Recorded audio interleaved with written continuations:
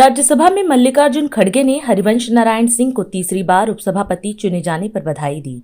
इस दौरान उन्होंने उम्मीद जताई कि हरिवंश विपक्ष को पर्याप्त समय देंगे और सदन में सभी पक्षों का ध्यान रखेंगे। खड़गे ने लोकसभा में डिप्टी स्पीकर का पद खाली रहने पर चिंता जताते हुए कहा कि ये संवैधानिक भावना के विपरीत है। उन्होंने कहा कि राज्यसभा में उपसभापति का चुनाव तेजी से हुआ, लेकिन लोकसभा में यह पद अब भी रिक्त है। साथ ही उन्होंने लोकतांत्रिक प्रक्रियाओं में विपक्ष की भूमिका को महत्वपूर्ण बताते हुए अपनी बात सदन में रखी। खड़गे ने हरिवंश को इस पद के लिए पूरी तरह योग्य बताया। उपसभापति महोदय, इस प्रतिष्ठित पद पर आपको तीसरे काल के लिए मैं बधाई और शुभकामना देना चाहता हूं। मुझे फिर से राज्यसभा कक्ष में आपके साथ बैठने का और एक अवसर मिले। अच्छा पड़ोसी है। इस संदर्भ में मैं कहना चाहता हूं कि उपसभापति का पद वास्तव में आपके चुनाव द्वारा सीख बल्कि पहले ही उपलब्ध अवसर पर भर दिया गया है। ये फॉर्चुनेट है कि इतना क्विक इलेक्शन कौन सा भी नहीं हुआ। ये भाग्यशाली है और हम भी उनके बाजू में बैठ के कम से कम हमको कुछ ना कुछ मदद वहां जाके बैठने के बाद जरूर मिलेगी। इस प्रतिष्ठित पद पर आपके चुनाव ने एक और मिसाल कायम की है। आप इस पद को ग्रहण करने वाले पहले मनोनीत सदस्य हैं। ये पहला प्रेसिडेंट है और पहला एक काम आपको मिला है। इससे ये साबित होता है कि आप इस पद के लायक हैं और इसके लिए उनको ये दिया गया है। हमें इस बात से तकलीफ है कि संविधान अनुच्छेद 93 में निहित संवैधानिक भावना के विपरीत लोकसभा में 2019 से उपाध्यक्ष का पद खाली है।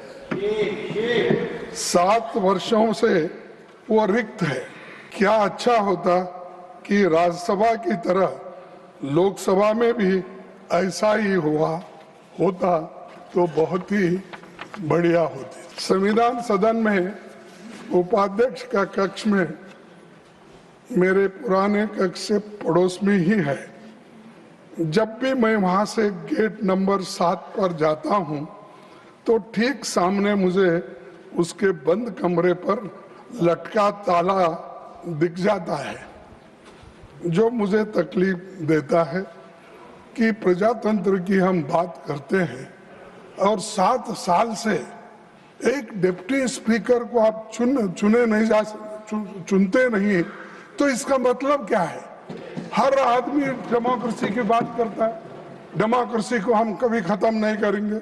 कल मैं एक महाशय का भाषण सुना, उन्होंने यही कहा, अरे डेमोक्रेसी को तोड़ने तो बहुत लोग कोशिश किए। ये क्या है?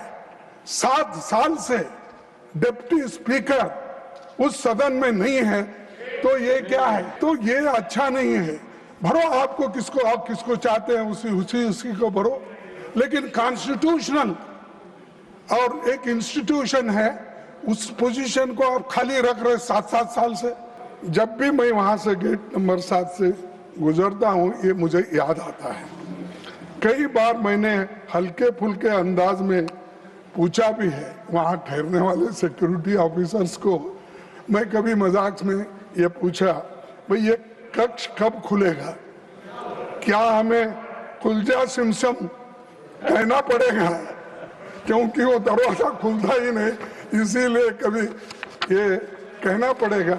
ये मैंने उनसे पूछा, साहब वो बहुत दिन से बंद है, हम तो रिटायर हो गए और एक दूसरे भी आए, लेकिन ये ताला लगा हुआ ही है। अब जबकि आप फिर से उपसभापति पद पर आसीन हो गए हैं, जो हम आपसे अपेक्षा करते हैं कि आप विपक्ष के सदस्यों का विशेष ध्यान रखेंगे, उनको पर्याप्त समय देंगे। हमें आपसे किसी विशेष तवज्जो की अपेक्षा नहीं है, पर हम ये उम्मीद करते हैं कि विपक्ष को आप उचित महत्व जरूर देंगे, क्योंकि आप ये तीसरा टर्म है आपका। अनुभव ज़्यादा हुआ है।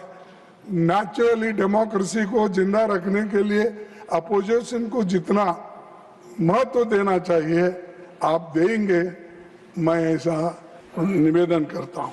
अपनी और विपक्ष की ओर से हम आपके सफल कार्यकाल की शुभकामनाएं देते हैं और मैं तमाम अपने अपोजिशन नेताओं की ओर से, मेंबर्स की ओर से, तमाम हाउस के तरफ से और आपके तरफ से भी मैं उनको कांग्रेचुलेट करता हूं। Thank you very much. आज हम इस कार्यक्रम में आपसे विदा लेते हैं। आप अन्य खबरों के लिए बने रहे। राष्ट्र सर्वप्रथम, वंदे मातरम, जाग उठा है भारत। राष्ट्र सर्वप्रथम, राष्ट्र सर्वप्रथम, राष्ट्र सर्वप्रथम, राष्ट्र सर्वप्रथम।